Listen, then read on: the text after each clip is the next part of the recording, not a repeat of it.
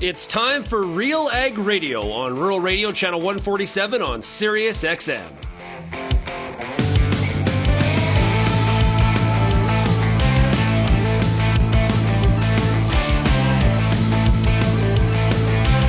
RealAg Radio and RealAgriculture.com is your home for insight and analysis of the issues that are impacting your farm business. Let's get real and get connected with RealAg Radio.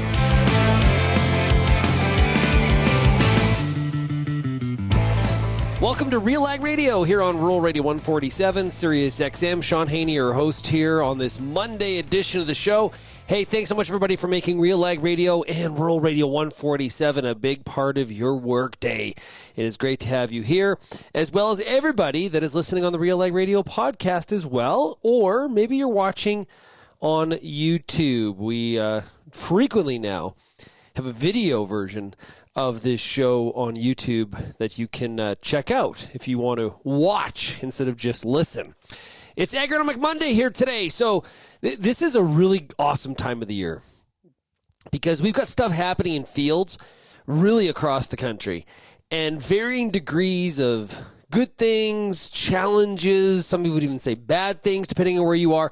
So there's lots of different things to cover. We're going to try to crisscross all around the country as much as we possibly can. Okay, so I know you're going to probably hear some content about some agronomic issues that are not necessarily in your geography, and some you will. The key here is to listen to all of it and pick away pieces of it that do apply to your farm. So today we're going to hear from Jack Legg with SGS Canada. He's going to talk about proactive tissue testing that can help feed your soybean yield. This is from a recent soybean school that was shot by Bern Tobin out in Ontario. We're also going to have a conversation with Don Henry. He is the CEO of Seedmaster. We're going to talk about the evolution and the progression of seeding equipment in Western Canada. Don is, I've known Don for a long time, really enjoy his insight and his vision forward in terms of where the sector is headed. We're also going to hear a conversation with Richter of Syngenta Canada. Bern was actually out in PEI last week, and they're going to talk about making winter wheat profitable in the Maritimes. And we're going to finish up with James Tansey. He's with the Government of Saskatchewan. Of course, he's the provincial entomologist, talking about grasshoppers. Remember, one of the things that breaks the grasshopper cycle is cool and wet weather. Well, we have had that, but does it mean the forecasts and some of the thoughts on what the populations of grasshoppers was going to be in Western Canada, has that changed at all? So Amber Bell, who is our Alberta field editor, was out and about last week, traveling across Alberta and Saskatchewan. She met up with Dr. Tansey outside of Saskatoon. We'll see what he has to say. Now, if you have any feedback on today's show, you can always send me an email, shaney@realagriculture.com. You can also find Real Agriculture across all the social media platforms, or you're more than welcome to call the RealAg feedback line. Now, that number is 855-776-6147. Make sure you also tune in tonight to The Agronomists. That's right, hosted by Lindsay Smith. It is Real Agriculture in prime time. Every week, Lindsay talks to a couple experts, takes your questions, really hones in on a topic, does a great job with that show. And this week's show, of course, will be no different. It is going to be all about, this is interesting, the diagnostic dilemmas. And so we're going to be hearing from Lauren Benoit of Bayer and Jason Vogt with Field to Field Agronomy based out of Manitoba. So they're going to talk about all the different diagnostic dilemmas that you have as an agronomist. Remember, you can also get CCA, CEU credits for watching The Agronomist. 8 o'clock Eastern, 7 o'clock Central on YouTube. That's the Real Agriculture YouTube channel, or you can go to realagriculture.com/live. Make sure you sign up for our agronomist email at realagriculture.com/subscribe. That way you get a notification. Hey, here's what the show is about tonight. Don't forget to check it out. Good little reminder for you there. As always, I like those kind of reminders. I got too much stuff going on, and I like to be, oh, yeah, right, yes, or just put it in your calendar. It happens every week, every Monday, 8 o'clock Eastern. Okay, let's take a break, and when we come back, we're going to hear from Jack Legg of SGS Canada talking about some tissue testing and how you can use that information to buoy your soybean yields. You're listening to RealAg Radio, Rural Radio 147, Sirius XM.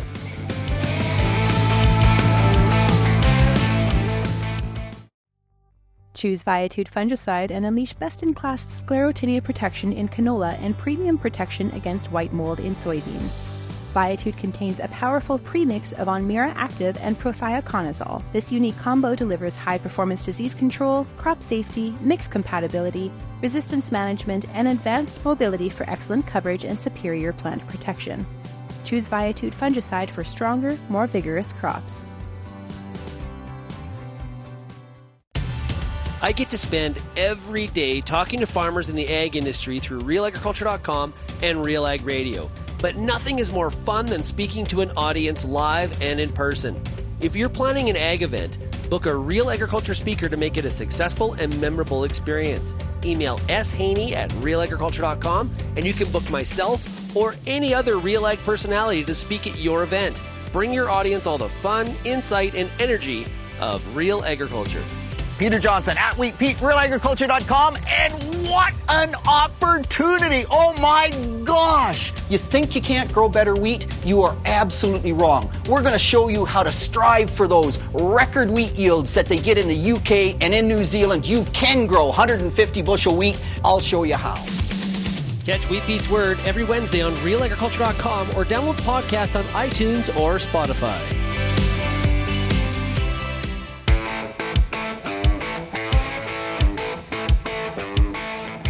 The Soybean School on RealAgriculture.com is brought to you by Syngenta Canada and BASF Canada.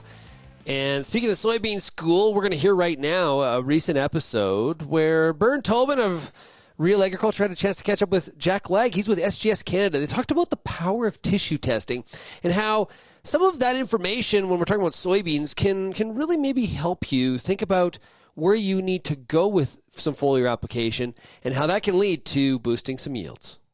Hey, I'm in Waterloo catching up with Jack Legg from SGS Crop Science in Guelph. Sir, how's it going? Going great, Bern. Good to see you again. Awesome. It's great to have you out because I want to talk about something that you do a lot of, and that is tissue testing in soybeans. And when it comes to tissue testing, a lot of growers tend to think about it as a reactive tool, looking to identify a deficiency or something like that. But you say, there are opportunities to use it proactively. I think so, Bern, yes. Traditionally, soil and tissue analysis quite often happens when there's a problem. When the crop looks pale or stunted, or there's a classic deficiency symptom, say a intraveinal chlorosis on soybeans, then it's a fairly easy decision to take a sample and send it into the lab. But that same test can be used as a proactive tool to monitor plant nutrition, to make sure that either yield's not getting lost, or maybe we can push yield a little bit by feeding the crop. Yeah. So tell me a little bit more about that, Jack. I always thought, that soybeans are scavengers, and they're always scavenging, and they're not necessarily looking for nutrients in season throughout the year. Are there opportunities to feed that crop during the year? There is that notion that soybeans scavenge. The research shows that they don't respond that well to additional nutrient. That said, they do need nutrient. And in fact, on a per bushel basis, more than corn. So they're removing the nutrient. A plant tissue analysis is a good way of monitoring that. Now, as an agronomist, I would always put the soil test at the forefront, knowing that you have adequate fertility in the soil to feed the crop. Is the first step. However, what the soil test can't do is predict how well the crop's going to utilize that nutrient. And it's not just straight uptake, it could be environmental conditions, compaction, soil moisture, sunshine hours, all these things influence uptake. And with a tissue analysis program, then it might catch some things that we can improve mid-season and really push yield. So, Jack, to make tissue testing work, you really need to understand, I guess, critical values and normal sort of rates of nutrient across your own soybean fields. How do you do that, and why is it important? Well, that's right. The test is the first step, but the second step is the interpretation and knowing where you should be. I know in soybeans we tend not to think about nitrogen too much, but the tissue analysis might reveal a problem with nodulation, for example, or soybean cyst nematodes. The other plant nutrients, they're usually shown on the report by labs at what a typical range is, a normal range of nutrients, or a critical minimum. And those are set compared to field trials. So below critical is where we expect a yield deficiency to occur. That's based on where 90% of yield is achieved in the crop trial. And some of the higher yielding crops, we can push those a little bit to make sure they're not on that borderline between low and deficient. Yeah. Talk about, I guess, those levels of particular nutrients, Jack. And hey, do we have more in bigger crops or higher yielding crops? Yeah, that's a great question. I think that there's a notion that a higher yielding crop is going to have a higher concentration of nutrients in the leaves. That's not necessarily so. For example, 2 to 3% potassium is what we expect to see. So a high yielding crop doesn't suddenly have 5 or 6%. It has the same concentration, but it's taking more nutrients out of the soil into the plant. We like to see phosphorus is a little less than you might expect. It's at about 0.4%. And the micronutrients are measured in parts per million. One in soybeans that we pay attention to is manganese, around 14. And most of the micronutrients are around 20 parts per million, but it ranges from 4 in copper to about 30 in iron. Yeah. Hey, let's talk about those yield contest winners we hear so much about. And Alex Harrell last year set the record in Georgia, 206 bushels. Now he says he tissue tests every week. Now that you would suggest is a proactive approach, using tissue tests. But I guess it's probably not realistic for a lot of growers. What does a good protocol for an average grower who's trying to optimize yield look like? Yeah, I would say that most of those yield challenge winners are using tissue analysis as part of their routine, part of their nutrient management. They also have some other benefits and infrastructure that the average soybean farmer doesn't have, like irrigation, for example. So they do test intensively, but they also can react to that with a higher frequency. They can fertigate. They're irrigating their crops. They can do things on the fly that some of us can't. But that said, to introduce a tissue program, once in the juvenile stage, we're looking at this field here, it's come up quite nicely. Later on mid-season, we can come in, say, around flowering and take some trifoliate samples to see where the crop's at and make sure that there's nothing lacking and push some nutrition a little harder for a fast-growing crop. Now, you mentioned as well, that two testing approach may be a good starter for a grower who's trying tissue testing for the first time, but you can ramp it up. Yeah, that would be a good start. I think the rule of thumb would be test as frequently as you're willing to manage. Yeah. So if you're able to come in and react and do some either foliar or mid-season nutrient applications, then by all means you could ramp up the frequency of the testing. Yeah. Hey, final question for you, and that is about gathering samples. Yes. How much and where should we be collecting them across the field? That's a great question, because we need enough material to work with, and we also want a good representation of the crop. So a single plant's not enough. We sometimes get that at the lab, where a single plant will come in the door. On a stage like this, where they're just coming out of the ground, it's a juvenile plant, we wanted to see the whole plant minus the roots, so the whole top growth. And about 35 to 50 plants should do it, but the more the better. We need, in terms of mass, 200 grams of material. That's about a quarter pound. So if you picture a paper lunch bag about a third full, that's enough material to work with. And sometimes separating out the samples to capture that variability is a good idea. So in this case, behind us, we've got some upper slope positions, we've got some lower slope, and the two might offer different nutritional profiles of the plants in season. So if you're willing to manage those different areas, then there's another spot we can maybe push some yield. Yeah. If you want to hear more content like this dedicated to soybeans, you can go to soybeanschool.com. Like I said, it was brought to you by Syngenta Canada and BSF Canada. Important information, timely stuff. Like that was filmed in the field and up at RealAgriculture.com just a few days later. So sometimes it's the same day. Okay, so we really, really try to be on point, getting the information you need when you need it. You deal with many uncertainties on your farm. Managing risk should not be one of them. M&P's Ag Team specializes in risk management. Visit mmp.ca to learn how you can stay ahead of the game and plan for the unknown. We're going to take a break. When we come back, we're going to hear from Don Henry, CEO of Seedmaster, when we come back. You're listening to RealAg Radio, Rural Radio 147, Sirius XM.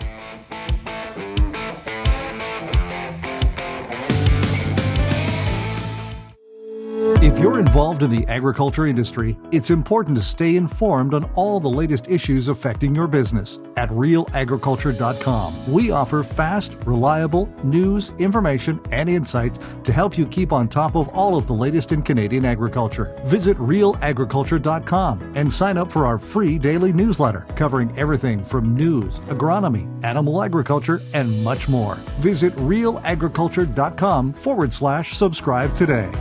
Canola is more than just a pretty face in the prairie landscape. It's a big business, both here and around the world, that requires you to be informed and up to date on everything it takes to grow a successful crop. The Canola School on RealAgriculture.com has an expert library of video resources covering markets, agronomy, and more to help you grow a healthy and profitable canola crop. Visit canolaschool.com today. Brought to you by BASF Canada and Invigor Hybrid Canola.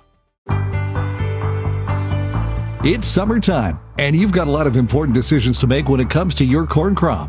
Let the Corn School on RealAgriculture.com help guide you through those big decisions with input from leading experts in the field. If it's spray timing, disease identification, or any other field issue, the Corn School's got you covered. The Corn School on RealAgriculture.com, brought to you by BASF and Pride Seeds.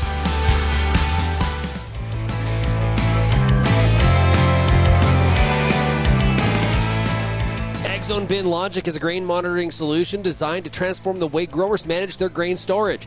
Listen, they've got streamlined installation, subscription-based pricing, and adaptability to your farm's needs. Speak with your local co-op Agro Center expert today about Ag Zone Bin Logic and see how we can help protect your yields.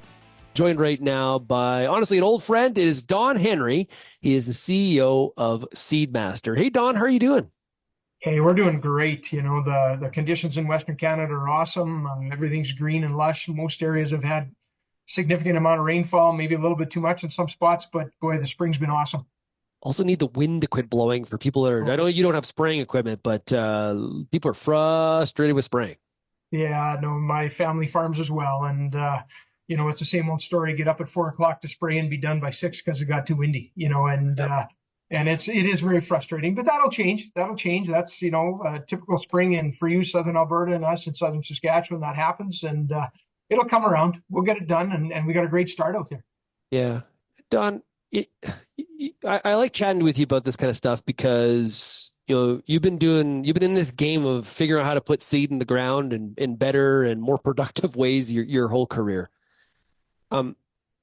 Where are we at when it comes to having the ability to put a canola seed or a wheat seed into the ground to launch it, you know, out of that soil profile with, you know, a nice even emergence? Where are we at in terms of that curve at this point in terms of the technology development? You know, it's a great question, Shaun, and certainly has evolved over the last 25, 30 years with the introduction of the air drill back in the early 90s and how it's evolved to independent openers. And, you know, we're getting better, certainly with our equipment all the time. But, you know, it's so soil type dependent. And as, you know, our customers have gotten bigger and spread themselves into different areas, and what's the right opener that works for them in their various conditions, because you can't change openers all the time in the middle of seeding because you're going to a different area, or, you know, and that's been an age-old problem. And there's a reason why, you know, the opener companies such as Borgo Tillage Tools and Dutch and Adamjet have got a catalog of openers. Like, we can do everything we can above the ground with the right frame and the right trip assembly and the right hydraulics, the right air cart to give you the most precise amount per acre, etc. But what goes in the ground is the most critical. And, you know, certainly Norbert Beaujeu, the founder of Seedmaster, has got a great opener, has spent many years tweaking it, a double knife opener. And for the most part, it works really, really well. But there's other areas where we have customers saying, you know what, I just want a single knife opener because I'm going to float my fertilizer on and I'm going to top dress once the crop comes up and I see what it's like and see what the weather's like. And I want some options there. You know, there's certainly there's a large percentage of the market that mid-row ban and believe in that and want to get over the acres and are very very committed to having that fertilizer placement significant distance away from the seed row, and we can debate what you like or don't like, but they're out there and have been doing it for years and doing it successfully. So, we can continue to tweak and continue to change the trip assembly to match and different packer wheels and so on. At the end of the day, it's that opener that goes in the ground that works the best in your area. One thing we're going to introduce at AIM this year, Shaun, is a separate system that will allow you to adjust your packing pressure from the cab, but also allow you to adjust your trip pressure independently. That will be controlled by a valve on the hitch, but you can set your, traditionally with an independent opener, you set your trip force with your packing pressure. And that doesn't always work in all different soil types. So we've taken it another step further to try to be more precise with that trip assembly for your fertilizer, to have that independent of what your packing pressure is. And so we ran that this spring very successfully, and I think that's a new innovation. The other thing, and this is biased, obviously, it's Seedmaster, but we've also done a lot with that single rank drill and had a lot of success. And that's kind of a new evolution in the seeding business over the last few years that, we ran into some challenges in spring of 23 that now we've overcome and had a really successful spring here in 24. And we certainly have a lot of requests and a lot of demand for that now, a lot of questions. It's kind of reminds me when we went from hoe drills and diskers to air seeding, and well, that might work good on Shaun's farm, but I don't think it'll work good on my farm. I have to see it before, and we get a lot of that. Yeah, I remember, I can't remember how old I was, but I remember we had those old Noble drills. Were they like the DK? I think they were DK5. Is that my memory might not be very good? But anyway, the box drill, right? Sure. I can't remember how many feet, but it was quite large. But that process of moving the tube from the tandem and loading was atrocious. And then we moved to a flexi-coil air drill. And it was just something had been dropped upon from the heavens, because it was such an advancement. You bet. And it makes me wonder, where do we go from here? What are the things that the problems we're trying to solve, or the advancements we're trying to make when it comes to seeding technology that we're trying to close a gap on? Where do we go? Yeah, and I mean, if we step back a little bit farther, and we're obviously biased because we're in the seeding business, but at the end of the day, the seeding operation on a grain farm is the most important operation you're going to do during the year. Where you get that seed placed, how you put your nutrients on is the most important thing you'll do, because it really doesn't matter what the horsepower is on the front with the tractor, and it really doesn't matter what the combine is. If you don't do a good job of getting it in the ground and giving it the best possible chance you can to get out of the ground and be healthy and give it the best start, you're behind the eight ball right away. So I think where it's going to go, Shaun, to be honest, there's more and more sensor technology all the time. And I think that over time, you're going to see that implement become smarter and smarter and smarter, that will adjust the depth as you're going through the field, will adjust the packing pressure as you're going through the field. You'll have cameras that'll show you, are you plugging up at all, or how your trash flow is. And that I think is the next phase of evolution on the seeding side. It's all about precision. It'll become more and more and more precise. I think, there'll be more precision on the air carts from a metering standpoint, from the air distribution system to make it more efficient, to ensure that seed going through that air distribution system is not being damaged, so that you don't have issues that way. And so those are the types of things. But I think, like everything, the sensor technology is getting better and better and better. And I think you'll see that, move potentially from the air cart to the actual seeding tool itself. Yeah, fascinating. It's got to be a lot of fun to be in some of those creative. Engineers aren't typically very creative, but the combination of creativity and engineers and trying to spawn and then the other part of it too is obviously the farmer feedback. Right. And I know at your company and others that I'm always hearing, well, that's an integral part. is, the people that are field testing and the people that are giving the feedback. Like, if you could actually fix this, and maybe something you haven't even thought of, but that whole creativity process to me is really, really interesting.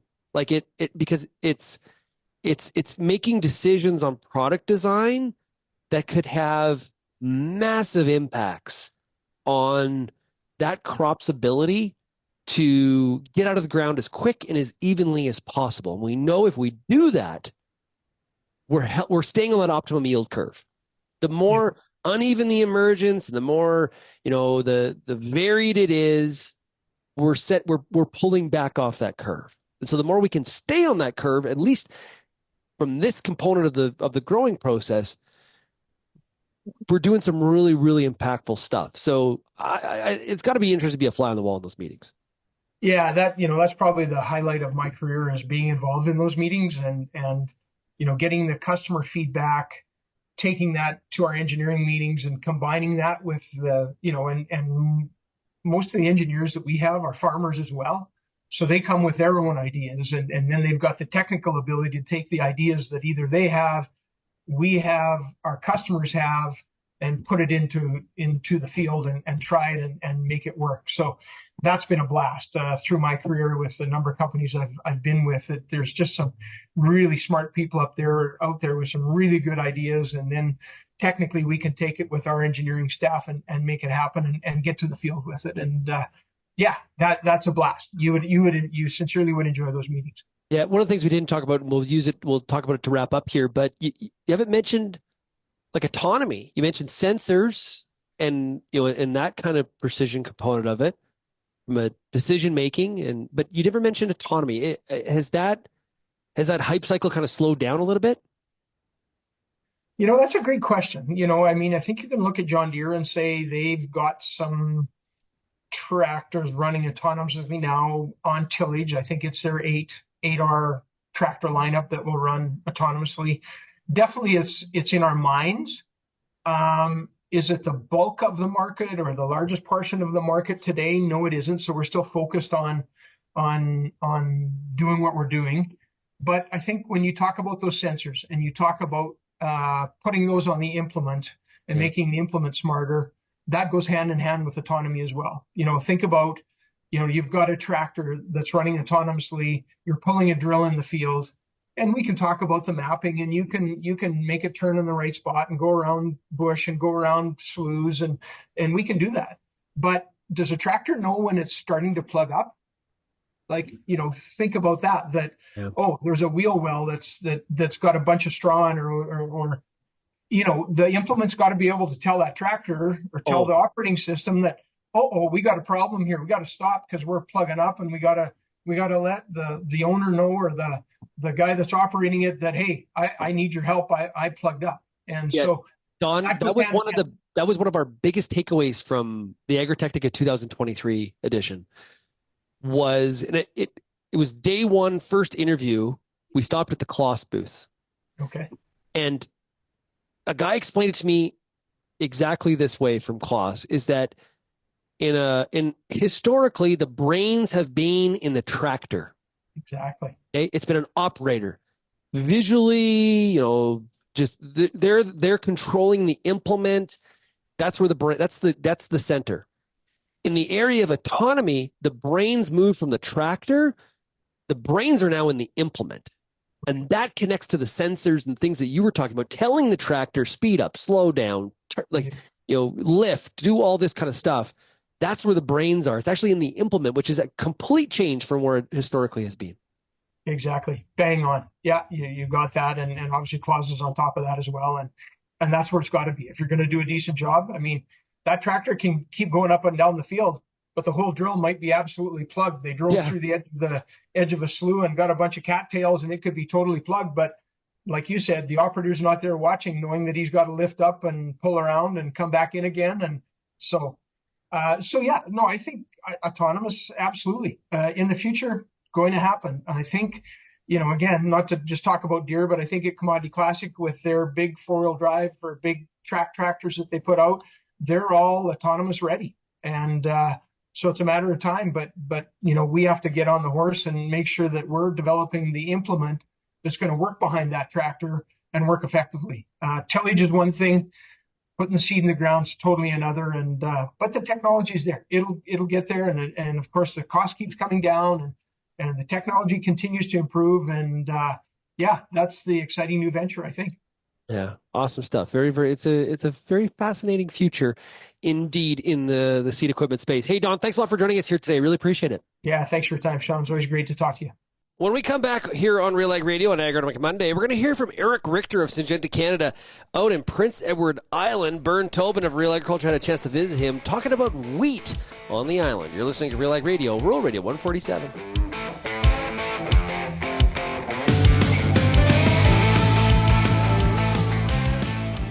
If you only listen to RealAg Radio, you only get half the picture. For greater insight into the issues that affect farming, tune in to RealAgriculture.com. Crops, livestock, machinery, farm management, and the markets, even food and travel. Real Agriculture Online digs deeper into the topics that affect the way you work and live. So get connected today. Read, watch, and listen to the people who know at RealAgriculture.com. Infuse some energy into your next corporate event, customer meeting, or conference with RealAg Radio, Canada's national agriculture radio show. Create a unique experience at your next event with host Shaun Haney, broadcasting RealAg Radio live on SiriusXM, featuring exciting guests, captivating interviews, and the latest news from the agriculture community. Contact advertising at realagriculture.com or call 587-787-1795 to book your on location with RealAg Radio today.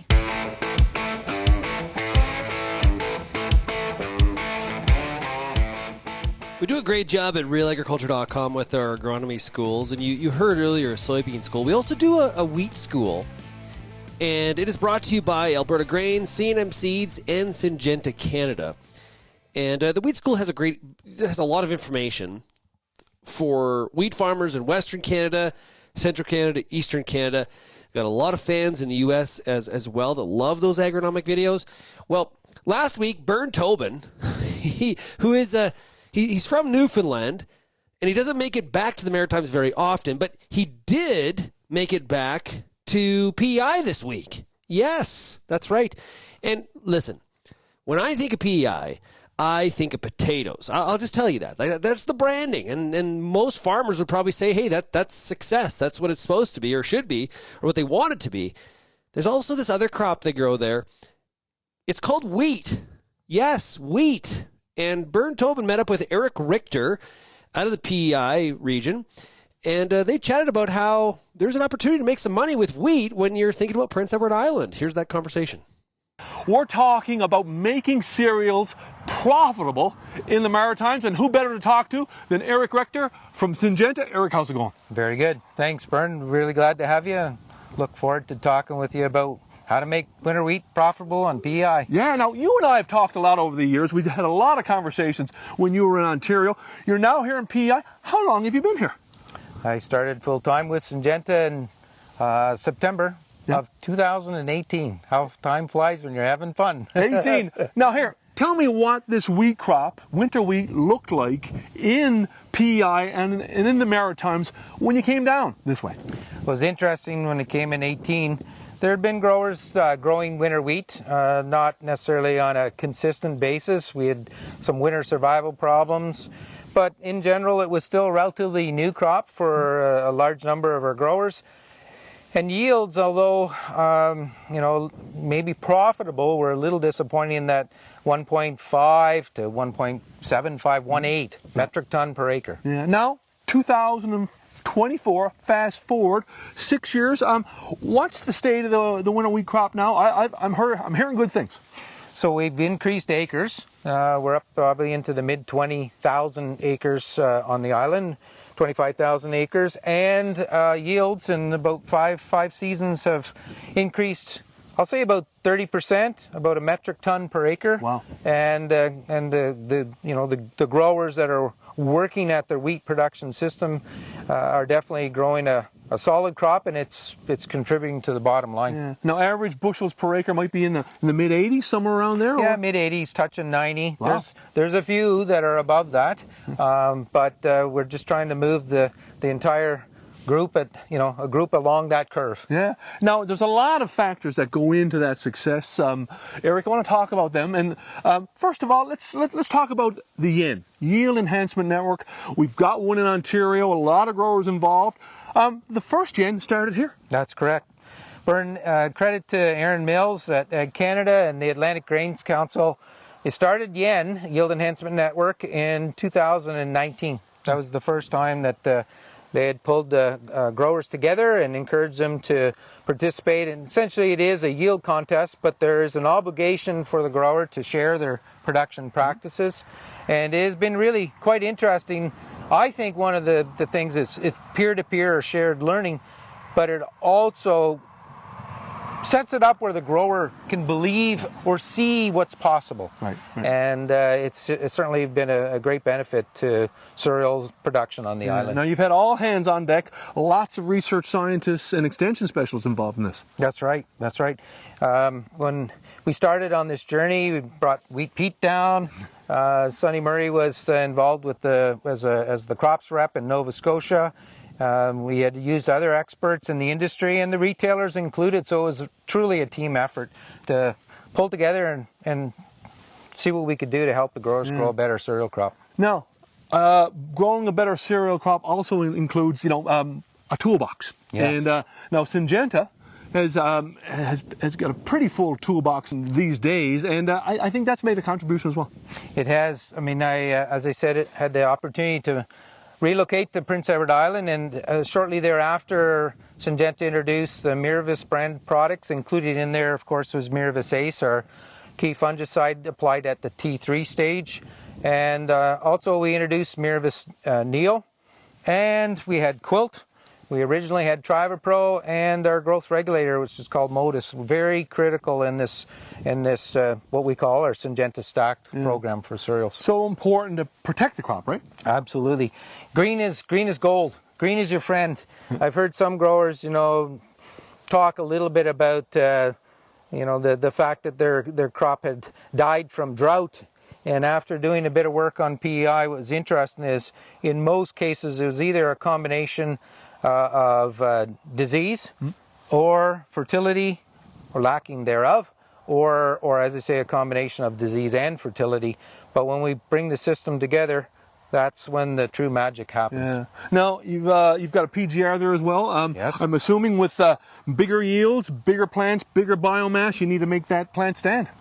We're building a bigger factory to make bigger yields, and it is absolutely crucial in winter wheat, as it is in other cereals. We have to keep the plant standing. Standability is critical. We talked a lot about that in corn production. It's very similar in the cereals and in winter wheat. And the role that the plant growth regulators play is paramount. We put all these inputs in. We drive that plant to a higher level of productivity, and we are going to use, and it is critical, we use plant growth regulators to keep it standing. You talk about the importance of a 2-spray program. Yes, our 2-spray program. So we're spraying at what's called a T1.5 and then a T3. The old or traditional system, may have heard before, many growers were T1, vegetative, that was when the plant was tillering in the spring. The T2 is the emergence roughly of the flag leaf, and then T3 of course at heading, the stage which is this field here today.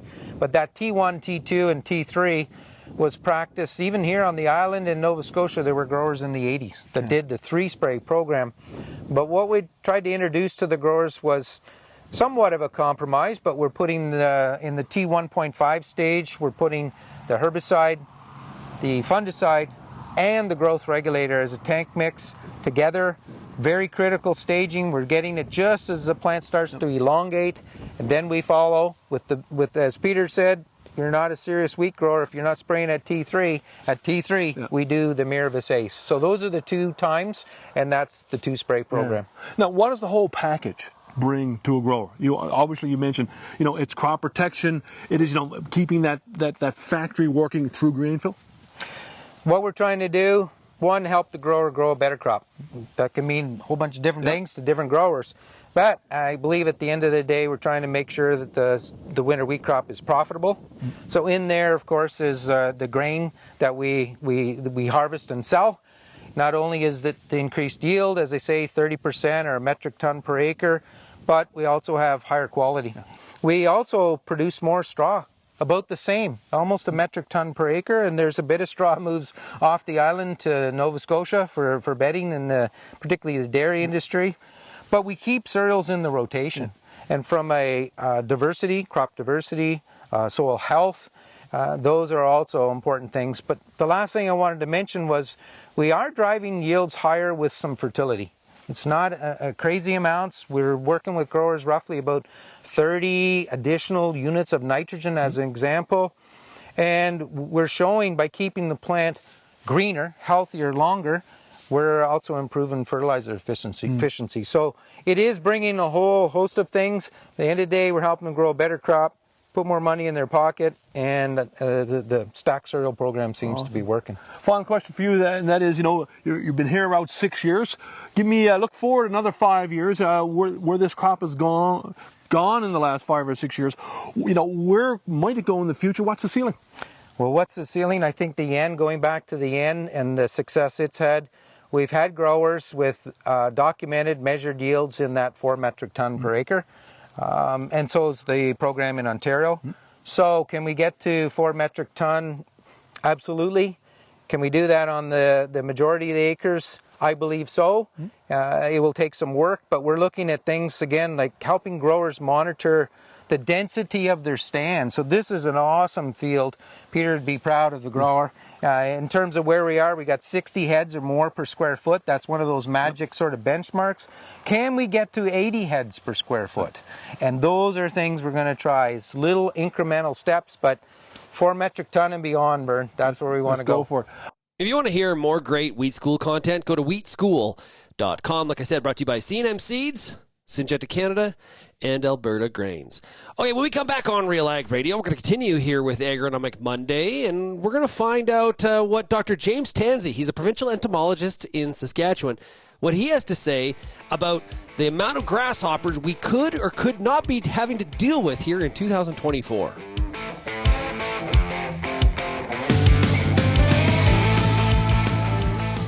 How's your seed quality? What should you treat with? What about herbicide carryover and environmental concerns? Spring is here, and you've got a lot of things to think about in regards to your pulse crop. The Pulse School on Real Agriculture has information and advice for all these questions and more to help you navigate this season. Brought to you by BASF.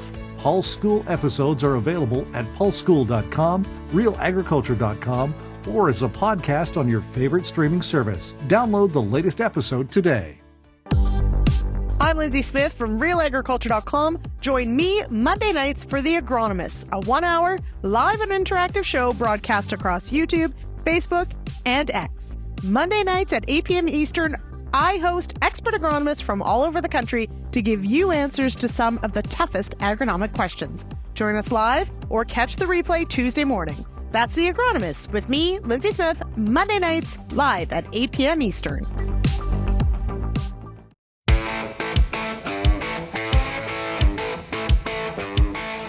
One of the most formidable pests in Western Canada through some of these dry years has been grasshoppers. Now, if I think back to February, when I talked to Dr. James Tansey, who is the provincial entomologist in Saskatchewan, he painted a pretty bleak picture for grasshoppers, again, in Saskatchewan and for a good part of Western Canada, because really we have this dry bias continuing. Now, one of the things he did say that could break the cycle was the fact if we had a cool, wet spring. At the time, I was like, oh, what are the chances of that? Well, look what we got. We had, in southern Alberta, we had lows of like 4 and 3 Celsius on the weekend, okay? So what does this all mean? Does this mean we're going to see lower grasshopper populations this year? Or is it just putting it to maybe a little bit later on in the growing season? And what are some of the considerations we have from a cost and control perspective? Here is Amber Bell. She's Alberta field editor with Real Agriculture. She was out and about in her vehicle all last week, and she caught up with Dr. Tansey just outside of Saskatoon. Here's their conversation. Yeah, I think we need to take this in context of what we were looking at a few months ago. So we were looking at the seasonal forecast, and things were looking like they were going to be elevated temperatures or above normal temperatures. So there was a high probability of that. Obviously, that didn't pan out. So temperatures are cool, the conditions are wet. These animals are ectotherms. So everything about them, their development, their behavior, their physiology is all determined by temperature, and they like it warm. And they like it dry. And part of the reason that they like it dry is that they are subject to the regulating effects of some fungal pathogens. And these can have really pretty serious effects on local populations at any rate. What this means in the current moment is that the hatch has been delayed. So the development of those embryos began again in the spring after terminating in the fall with the cold weather. Of course, the warm weather that stimulates the continued growth and development of those embryos. You need a certain number of growing degree days for them to absorb enough heat to complete their development.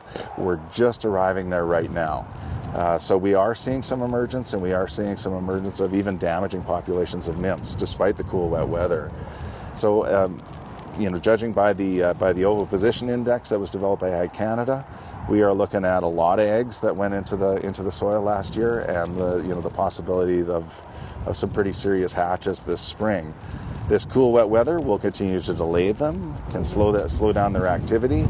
And of course, once those nymphs come up, they can become exposed to those fungal infections. Now, because it's been cool and wet, can producers just sort of forget about grasshoppers? Should they still be monitoring? What recommendations would you make? I would recommend to continue monitoring. Of course, the seedlings can be very sensitive to grasshopper feeding, even from relatively moderate numbers of nymphs, and they need to take that into consideration. So we don't really have hard thresholds for nymphs in seedlings, and I think growers need to take that as a case by case. And if they see damage accumulating, and it can accumulate quickly, then they need to act. Okay, that's good to know. Yeah, so I think other stages of pulses that are sensitive are lentil, of course, is particularly sensitive to grasshopper feeding when it's in flower and early pod. Two-stripe grasshopper really likes to munch on lentil, so they can cause a lot of damage in an awful hurry, and economic damage at low numbers. So our threshold for those is 2 adults per plant, or per square meter, pardon me. That's not a lot of adults there. No, it's not. No, it's pretty low density, but they can cause a lot of damage in small numbers. So if you start to notice them in your field, what would be your next steps? To monitor. Evaluate them against the thresholds for a particular crop. Typically with most crops, we're looking in the range of 10 to 12. If growing conditions are very good, you can tolerate 10 to 15, really. Oh, wow. With different crops, flax and boll, lentil and flour, you're looking at 2 per square meter, and you need to walk the crop to be able to determine what you have there. The easiest way is to walk a transect through your crop. So that is basically put your foot down, count what moves in a 1 meter by 1 meter area. Repeat that 10 times. Walk another 50 meters, 25 meters, repeat that again. So you get a total of 50 counts, divide that whole number by 50, and that'll give you your per square meter count. And a decent evaluation of what's going on in your whole field. Okay, and if you have reached those thresholds and it's time to spray? That's your action threshold, yeah. Okay, yeah. And you probably have to do that fairly quickly to... Yeah, damage can accumulate quickly. So yeah, it behooves a grower to get on that. To get on it right away. Yeah. That's good to know. It's funny, no matter how many of these videos we do, it's all about scouting and being out in your field. Yeah, it's a consistent theme. You don't just get to go to Mexico. Truly, yeah.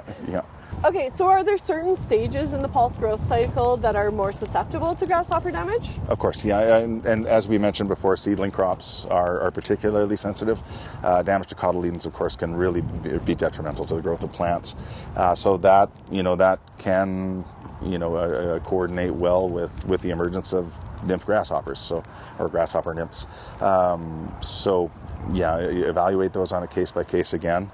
Other stages of crop growth that are particularly sensitive, and we talked a little bit about lentils before, but when they're in that flowering stage or early flower or early pod stage, they're particularly sensitive to grasshopper feeding.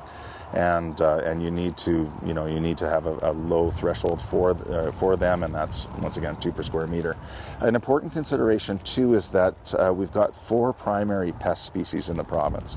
We have about 85 species of grasshopper in the province. The vast majority of these are never pests. Oh, so cool. we have a relatively good diversity of grasshoppers.